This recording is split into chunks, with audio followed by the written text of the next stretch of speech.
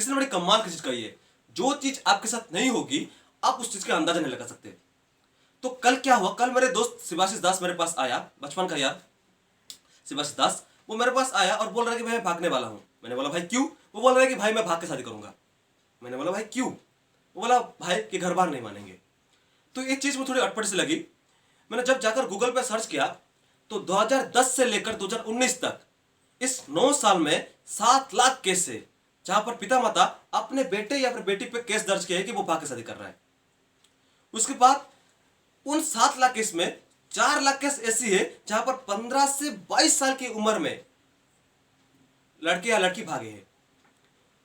तो इसमें एक चीज है, यहां पर कहां पर फॉल्ट होता है मैं आपको बता देना चाहता हूं। यहां पर दो पहलू है, एक पिता माता की और एक वो लड़का लड़की की।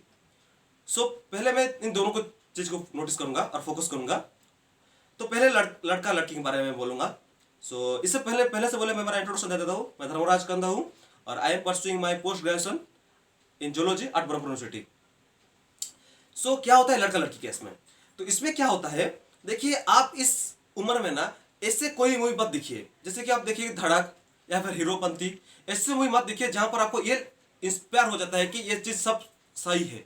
नहीं, ये बिल्कुल भी सही नहीं है। वो फिल्म है या रियल लाइफ है।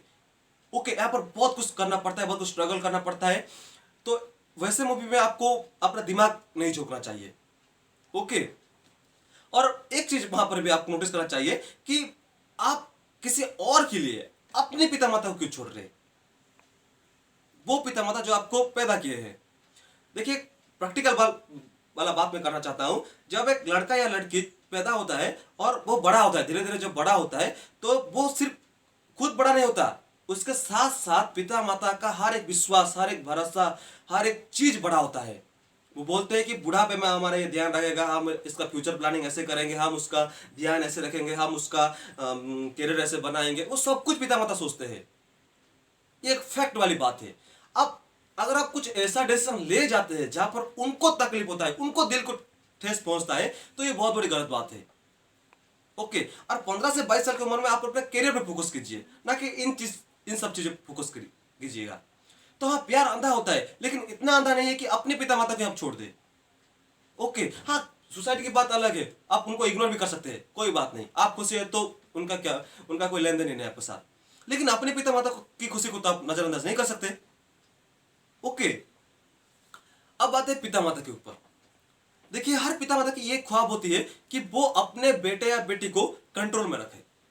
फिर ये सोचते हैं कि मैं जो भी बोलूंगा मेरा बेटी या बेटी, बेटा या बेटा मानेंगे, वो माने।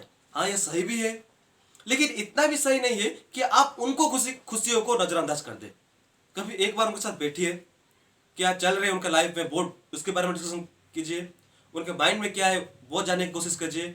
उनको कहाँ कहाँ पर खुशियां मिलते हैं, कहाँ पर उनको दुख मिलता है, वो जानने के बारे में कोशिश कीजिए। हाँ, इतना टाइम किसी के पास भी लाइफ में नहीं है, लेकिन कुछ 5-10 मिनट कन्वर्सन भी एनफ।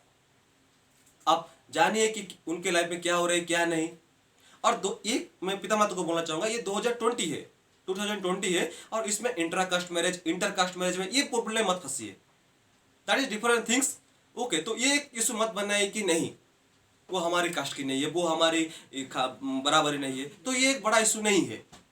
अगर आपका लड़का या लड़की खुश है तो वो शायद मैं भी सोचता हूँ कि खुश रहना चाहिए आपको भी वहां पर।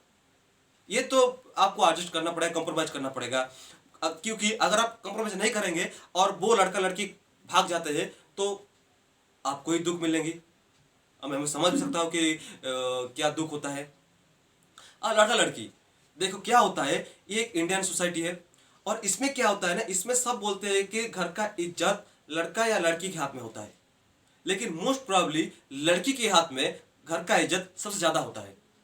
अब देखें लड़का लड़की भागते हैं तो लड़का को तो माफ भी कर देंगे सोसाइटी, लेकिन लड़की को वो बिल्कुल ही माफ नहीं करेंगे। लड़की को माफ तो नहीं करेंगे और उसके बाद एडिशन में लड़की की माता पिता को तो बहुत सारे ताने सुनना पड़ेगा। ये एक फैक्ट की बात है, जिसके साथ ये घटना घट चुकी है वो शायद इस घटना को और बेहतर से समझ पाएंगे।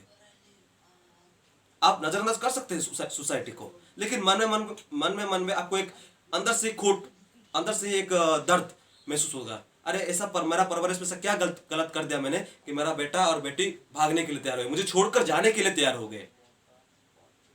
ओके, तो आप अपने पिता माता को कहीं पर भी ऐसा कोई भी चीज मत कीजिए कि जहां पर उनको कोई भी तकलीफ होगी, या फिर आप तो इतना बड़ा डिसीजन ले रहे हैं कि छोड़ के ही चले जाते हैं जिंदगी भर। नहीं, मत कीजिए प्लीज, ऐसा मत कीजिए।